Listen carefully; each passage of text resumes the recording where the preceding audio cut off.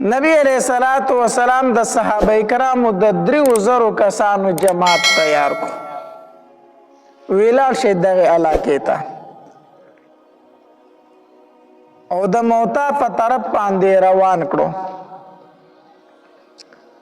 نبی علیہ الصلوۃ والسلام د 3000 کسانو امیر زید بن حارثه رضی الله تعالی عنہ مقرر کو او بیا یې فرمایلی وی کو زید چرته شهید شو نو بیا به جعفر بن ابي طالب د دې لښکر امیر وي او کو چرته جعفر هم شهید شو نو بیا به عبد الله ابن رواحه د دې لښکر امیر وي. دې غزا ته غزوه جیش الامراء هم ویل شي. غزوه جیش الامراء ځکه په دې کې نبی علیہ الصلوۃ والسلام 3 امیران مقرر کړي وي. اول به زید بن حارثه امیری کو دې شهید شو دنه ورستو به جعفر امیر وي کو دې شهید شو دنه ورستو عبد الله ابن رواحه امیر وي کو دې شهید شو بیا د مسلمانان په خپل خوخه ځل امیر مقرر کړي. او نبی علیہ الصلوۃ والسلام د دې سره روان شو او سپینه جانډه راواغست او زید بن حارثه له ورکړه وی دا جانډه بستا سره دا ستاسو جانډه د سپینه جانډه د ځان سره واخلې دا د امن جانډه ده چې دا غزوه موتا په 8م کال د هجرت د نبی علیہ الصلوۃ والسلام باندې شوې ده او غزوه موتا ورته ولي وي دا موتا دغلته کې په شام کې د یوې علاقې د یو ځای نوم مقام بلقا کې یو ځای و هغې ته به موتا وي نو ځکه ورته غزوه موتا ویلی شي. نبی علیہ الصلوۃ والسلام بادشاہانو ته د دین اسلام دعوت ورکول شروع کړو. خطونه به سفیرانو له ورکول یو بادشاہ ته به د دین اسلام دعوت ورکو. نو چې کله نبی علیہ الصلوۃ والسلام د دغه علاقې چې کوم بادشاہ و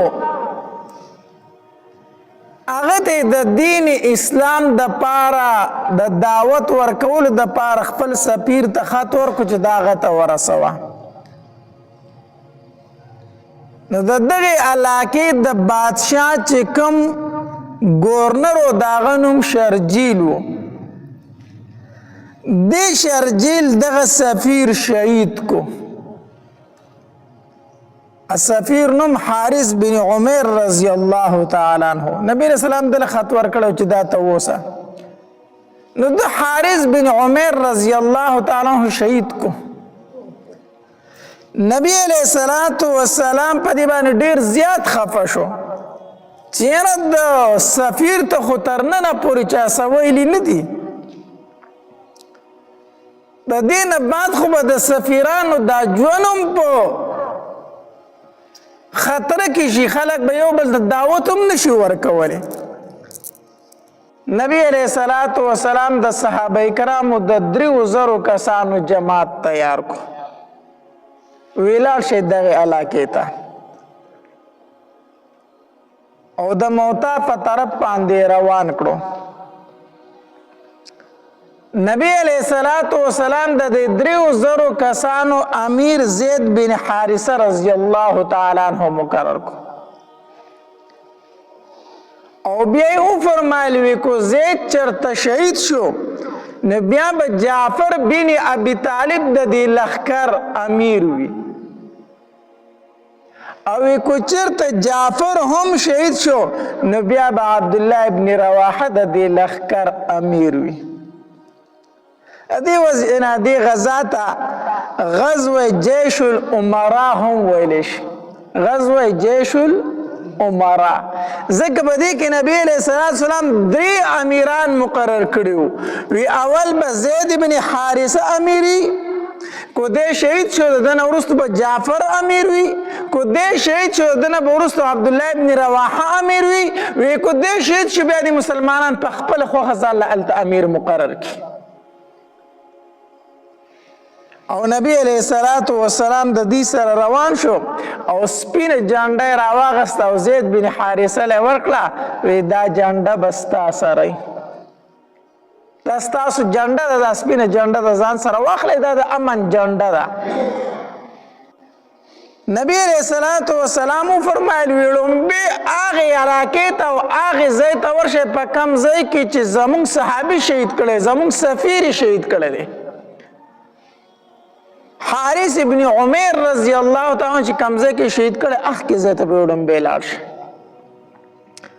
او نبی علیہ الصلوۃ والسلام زید ابن حارثه رضی الله تعالی عنہ ته فرمایل وی اول بدی خلق له د اسلام دعوت ورکړي اول ورته جنگ سره مکوي وای ورته مونږ راغلی او مونږ تاسو د اسلام دعوت درکو تاسو زموږ صحابي شهید کړي خو مونږ درته بیا موي مسلمانان شئ کو اسلام وروړو فبها اس ورتم وای او کو اسلام را نه وروړو بیا د الله نه امداد غواړي جهاد شروع کوي بیا سره جهاد شروع کوي او نبی رسول الله د صحابه کرامو سره په خپل روان دي د سنیت الوداع مقام پورې ورسېدو د لخر سره په خپل روان دي الته چې ورسېدل صحابه کرامو ته ویل لګي سار شي زه اوسو خبرې کول غواړم نبی علیہ الصلوۃ والسلام فاسدو خطبه ویلله او بیان شروع کو ویزه تاسو ته چې د الله نه ویریږئ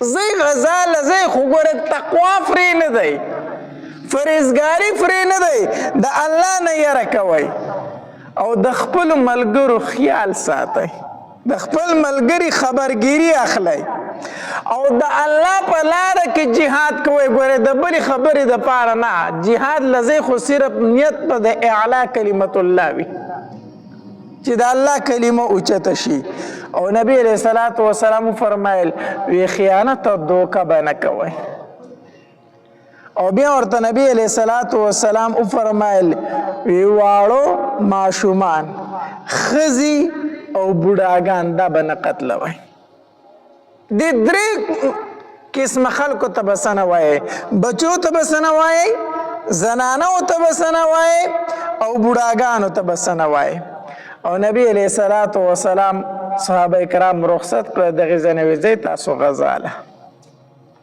چې کله غزاله روانېدل عبد الله ابن رواحه رضی الله تعالی په جړا شو خلک حیران شو چې دی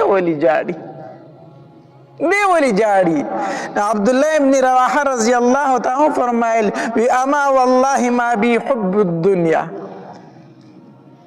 قسم په الله زما د دنیا سره مینه نشته زه دنیا د مینې د وجه نه جاړم تاسو به چې عبد الله ابن رواحه چېرته په دنیا پسې جاړي جنګ له روان دی نه زه په دنیا پسې نه جاړم خو ما د نبی علیہ الصلوۃ والسلام نه د آیت مبارکه اورېدلې دی چې وان منکم الا واردها کان علی ربک حتما مقضیا چې جهنم باندې به هر انسان تیریږي هر انسان په جهنم تیریږي خو مسلمانان به پارځي تیر بشي جنت ته ورشه کفار به پکې پاتې شي ما ته پته نشته دی چې جهنم ته ور داخل شم نه چوزم به بیا څنګه په جهنم ملاره دا جنت ته بزم خو نه پوهېږم چې جهنم ته داخل شم چوزم به بیا څنګه په دې خبره باندې جاړم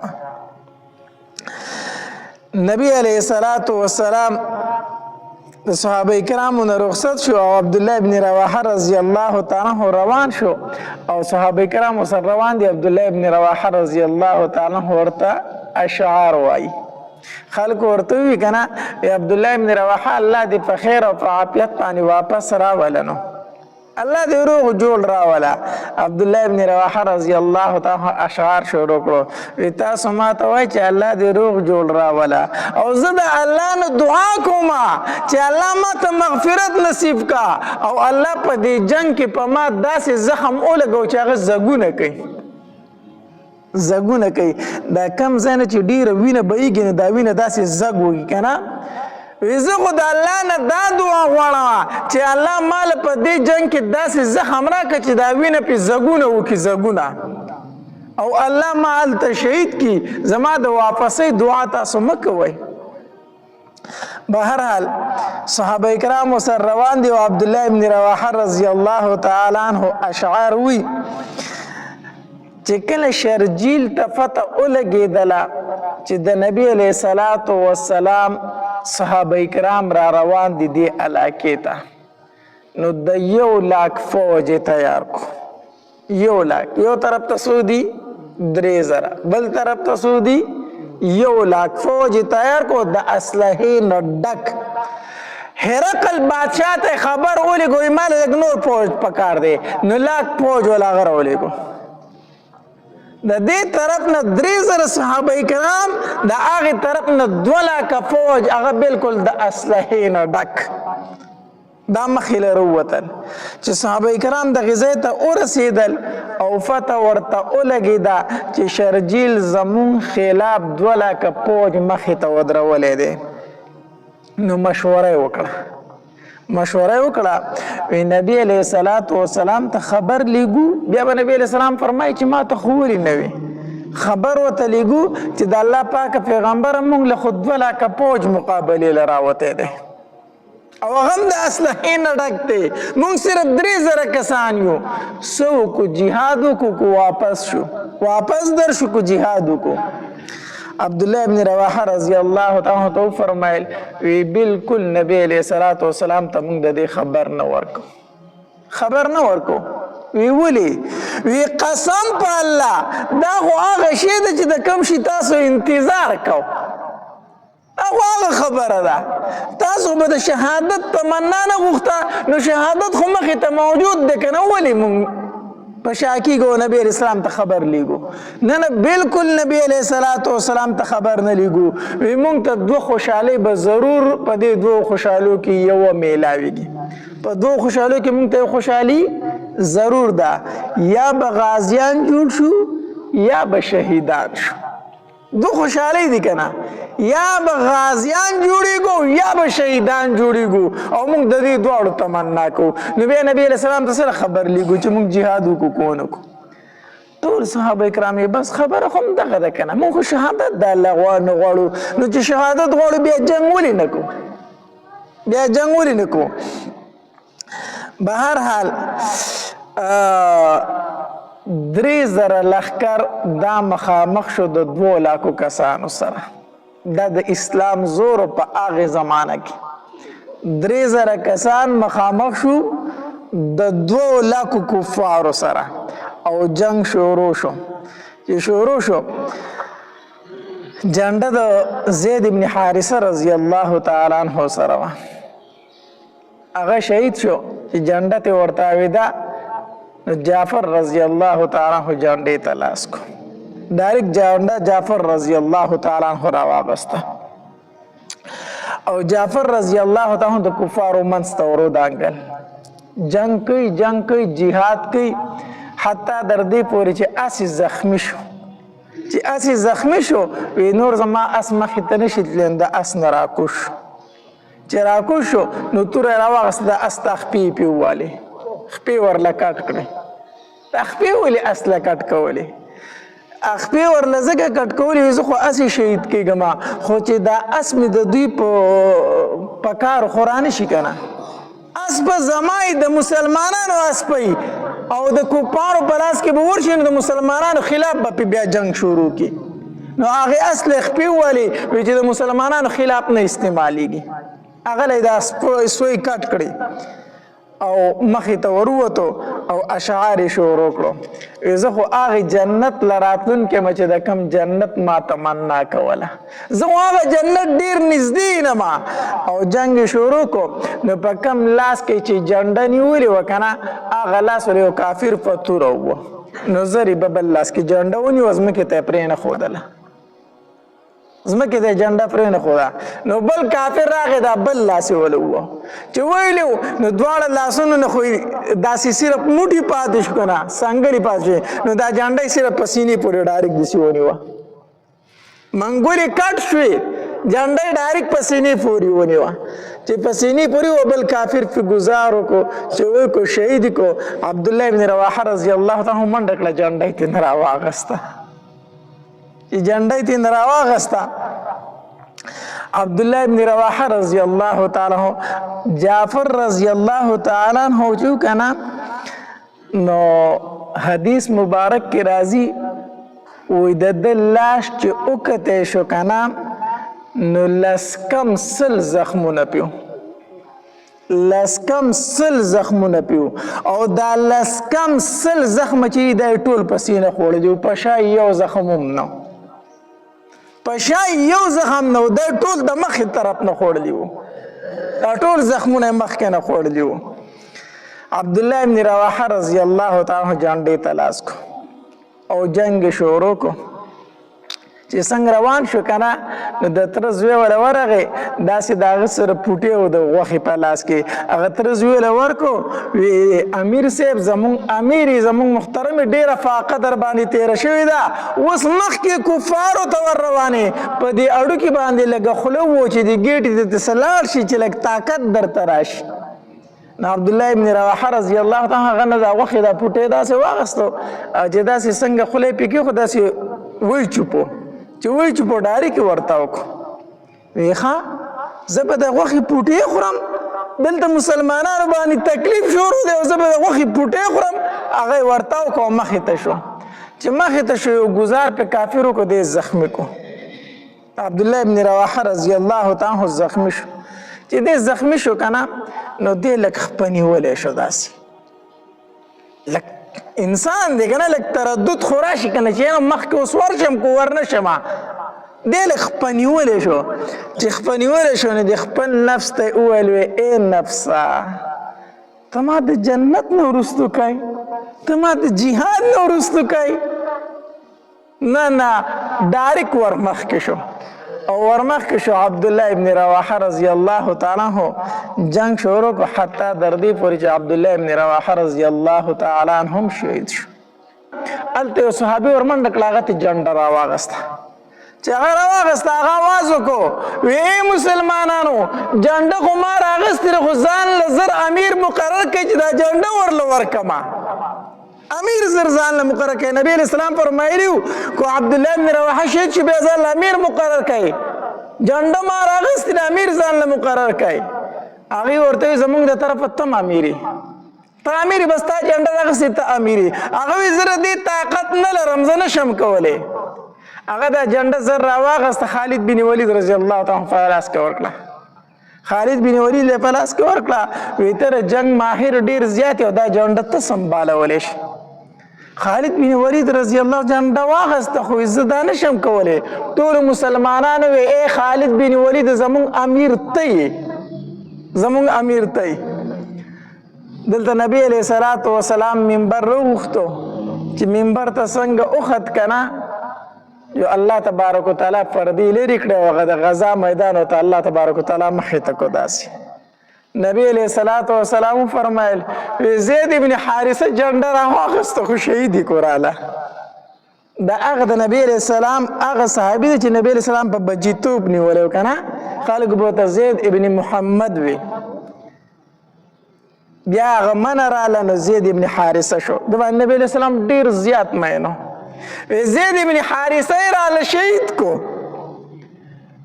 وی جعفر راغی جعفر هغه ته جنډه واغسته خو جعفر رالم شهید کو وی جعفر چې دی وی الله ولا وزر ورکړه په جنت کې د فرشتو سره الوزي تیار ته جعفر تیار وته وی نه الوزي ځکه دواړه منګولې کټ شوي که نه د هغې په بدل کې ولا الله دوه وزرې ورکړي د فرشتو سره په جنت کې روان دی الوزي وی عبدالله ابن رواحه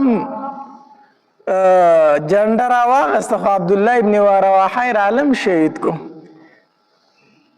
چې کله نبی علیہ الصلوۃ والسلام فرمایل که نه وی جعفر زید ابن حارثه هم جنت ته لاړ جعفر تیارم جنت ته لاړ وی زید ابن حارثه جنډه راواغسته او هغه هم شهید شو نبی علیہ السلام لږ غلی شو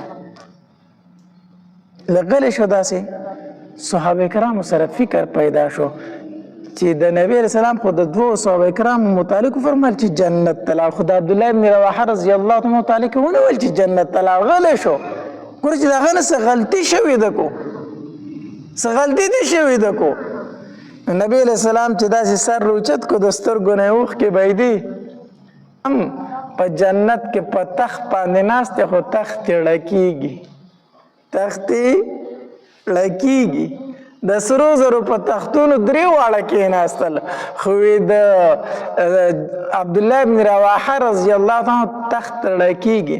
صحابه کرامو ته تپوس کوي د الله پاکه پیغمبره د عبدالله بن رواحه رضی الله عنه دا تخت ړکېږي ولې؟ نبی علیه الصلاة والسلام ورته وفرمایل د هغه په زړه کې لږ تردد راغی، ځکه چې دی لږ خپنیولی شو چې مخکې لاړ شم که لاړو نه شم. د هغې وجې نه د هغه تخت په څه شو؟ پړه کېدو شو. داسې کېږي ښه کله ناکله د عمل د تردد، ځکه چې الله ته څومره نږدې که نه الله تبارک وتعالی دومره په معمولي خبره باندې بیا څه کېږي؟ خفه کېږي. نو عبدالله بن رواحه رضی الله تعالی عنهم جنت ته لاړو، خو د هغه تخت لږ ړکېږي. دغه معمولي تردد د وجې نه داسې وشو. محمود غزنوي چې کله هندوستان فتح کو که نه، د هندوستان فتح کو نو هلته چې کوم غټ مندر و هغې ته دننه شو ټول بوتان یې مات کړو. محمود غزنوي دا په بوت شکن باندې مشهور و که نه، ټول بوتان یې مات کړو. نو چې کله غټ بوت یې ماتو که نه نو د هغې ځای ټول منجوران ورته راټول شو، په ژړا فریاد شو ته وی دا بوت راله مه ماتوه، ته چې څومره مال غواړې هغه موږ درکو، خو دا بوتو مه ماتوه. وی دا څومره دا غټ بوت چې دی که نه دی اوتله د ده مقدار دله موږ زر درکو، سره زر درکو، د ده د وزن مطابق موږ سره زر درکو، خو دی مه ماتوه. نو محمود غزنوي د خپل شورا کسانو سره مشوره وکړه، هغې ورته وی امیر المؤمنین دې څه شي له ماتی یو بوت دی جو پرېږدوئ، څه له یې ماتی. نو د دې مطابق چې موږ ته سره میلاو شي په دې خپل لښکر به یې خرج کړو، ډېر به مالدار شي او ډېرې اسلحې به پرې وال، نو بوت څه له ماتو. په دې کې یو کس و دا هغه ورته دا وویل مسعود غازي نومه، مسعود غازي. هغه ورته وی محمود غزنوي تر اوسه پورې بوت شکن وي ګورې، او که سره زر دې پې واخیستو نو بیا به بوت فروش شي، بیا بوت فروش شي، بوت شکن به نه. محمود غزنوي ویل که دا خبره دې ټیک وکړه، خو غرمه ټیم او سترګې ورلې چې سترګې ورلې اوس خوب ویني. محمود غزنوي خوب ویني، وایي زه مړ یم نو جنت ته روان یم، نو چې جنت ته روان یم څه فرشتې رالي، زه د لاسه ونیومه نو جهنم ته یې روان کړم. نو هغه نورې فرشتې ورته وایي چې ولې دی جهنم ته زموږ نه بیایي؟ وایي هغه ورته وایي چې دا بوت فروش دی، ده خو بوتان به خرڅولو، دا بوت فروش دی، موږ جهنم ته ځکه لیږو. نو هغه نورې ورته وایي نه دا خو بوت شکن دی، ده خو بوتان مات کړي. اوس د فرشتو پسې دا جګړه ده، یو وایي د بوتان خرڅ کړي دي موږ جهنم ته بیایو، هغه نورې فرشتې وایي نه د بوتان مات کړي موږ چېرته بیایو؟ جنت ته بیایو. د محمود غزنوي چې سترګې وغړېدې که نه، وی نه حکم یې وکړو دا غټ بوت مات کړئ، دا غټ بوت مات کړئ. دا خو زما په زړه کې صرف معمولي غونته خبر راله چې پرېږدم دوی راله پیسې راکوي، د هغې د وجې نه زه جهنم ته روان شوم. ګوره د معمولي تردد د وجې نه الله ورله تنبیه ورکو، معمولي تردد د وجې نه. نو دا مات کړئ، نو چې څنګه غټ بوت یې مات کو که نه، هغه دننه ټول د جواهراتو ډکو، هغه بوت د جواهراتو ډکو، هغوی چې ورله څومره زر ورکول د هغې دوچن په دوچندۍ پای بوت کې دننه پراتو، قیمتي څیزونه پراتو. نو هغه ورته وګوره الله تبارک وتعالی بوت فروش هم نه کړم، بوت شکن هم کړم، او هغه مال راته هم د غازیانو دپاره میلاو شو. نو عبدالله بن رواحه رضی الله تعالی عنه هغه تخت نبی علیه الصلاة والسلام وفرمیل داسې اوړه کېدو. ولې وړه کېدو؟ ځکه به هغه کې معمولي غونته څه راغلې وه؟ تردد راغی چې مخکې لاړ شم که مخکې لاړ نه شم. بیا نبی علیه الصلاة والسلام وفرمایلو یوه ستوره چې ده نو هغه د الله تورې په لاس ورله. نبی علیه الصلاة والسلام فرمایل یوه ستوره د عبدالله ابن رواحه نه چا واغسته؟ د الله تورې لاس له ورله. نبی علیه الصلاة والسلام ورته فرمایل خالد بن ولید چې هغه توره واغسته او دا د الله توره ده. خالد بن ولید څه دی؟ د الله توره ده. بیا دعا وغوښته اللهم انه سیف من سیوفک. الله خالد بن ولید خو ستا د تورو نه یوه توره ده. خالد بن ولید ستا د تورو نه څه ده؟ هغه ته چې دا سیف الله لقب میلاو شوی دی خالد بن ولید ته دا ورته په غزوه موطا کې میلاو شوی دی. نبی علیہ الصلوۃ والسلام فرمایل وی اللهم انه سیف من سیوفک. الله دا استاد د تور نه یو تور د نو ته مدد وکا، ته مدد وکا. دا دعا وغوښته نبی علیہ الصلوۃ والسلام. بیا د خالد بن ولید رضی الله تعالی عنہ پلاس کې تقریبا و توري ماتې شو او اتم توره چې بیا د یمني توره واغې لاس تکړه کنه چې لاس تکړه نو 2 لکه لښکرې په تیښته کو. ځکه یو ورځ جنگ وکړو خالد بن ولید رضی الله تعالی چې یو ورځ جنگ وکړو کنه چې سبا له شو د لښکر ترتیب بدل کو. مخکې چې کم کسانو هغه شاته راواړول، شاتني چې کم کسانو هغه مخکې کړو. دا ولې دا چلو کو؟ ځکه چې دا مخونه ناشنا کول هغوی ته نو چې کفارو ته هغه نوي مخونه سبا له مخامخ شو نو هغوی وي د مسلمانانو د امداد دپاره خلک راورسېد. د مسلمانانو د امداد دپاره خلک راورسېد. هغه 2 لکه لښکرې څه کو؟ پس پاک او ویزغله. دا یو غزا وه. دا په تاریخ د اسلام کې ډېره یو عجیبه غزا راغلی ده چې 3000 کسانو 2 لکه کسان زغلولی دي او مال غنیمت یې ترې راوړی دی. 3000 کسانو 2 لکه کسانو ته په سپایي ورکړې، هغه یې په تیښته باندې مجبوره کړي دي. دا ولې؟ دا څه وجه وه؟ دا کم طاقت و په هغوی کې دننه چې هغه دومره بهادر وو.